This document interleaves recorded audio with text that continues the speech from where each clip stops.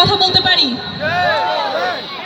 এখানে আমার অনেক সহযোদ্ধারা আছে যারা একসঙ্গে আন্দোলন করেছি আমরা, হয়তোবা ভিন্ন স্থানে, বাট আন্দোলন কিন্তু আমরা একটা সময়ই করেছি, তাই না? আজকে আমরা এত স্বাধীনতা, এত সুন্দর একটি পরিবেশ এগুলো পেয়েছি কেন? এই অভ্যুত্থানের কারণে, তাই তো? আমরা বিষয়টিকে সম্মান করব। দেখেন, আমরা যখন আন্দোলন করেছি তখন কিন্তু আসলে আমাদের সামনে দাঁড়ানোর মতো কেউ ছিল না, কিন্তু এখন কিন্তু আমাদের সামনে দাঁড়ানোর জন্য অনেক মানুষ আছে। যখন ঘর থেকে মানুষের বেরোনোর কথা ছিল তখন অনেকেই বেরোয়নি, কিন্তু এখন ঘর থেকে বেরোনোর মানুষের কিন্তু অভাব নেই।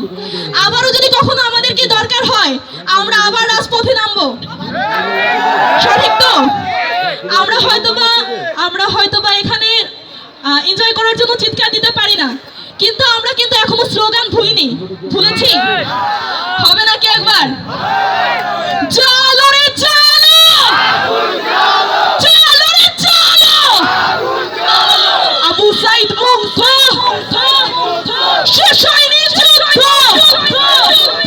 আবু সাইদ মুগ্ধ, শেষ হয়নি যুদ্ধ। সবাইকে আসসালামু আলাইকুম, সবাই ভালো থাকবেন। আমি ইলমা খন্দকার রানী, পড়াশোনা করছি শান্তমোরেম ইউনিভার্সিটিতে, আমার ডিপার্টমেন্ট ইংলিশ। সবাই আমার জন্য দোয়া করবেন, ভালো থাকবেন।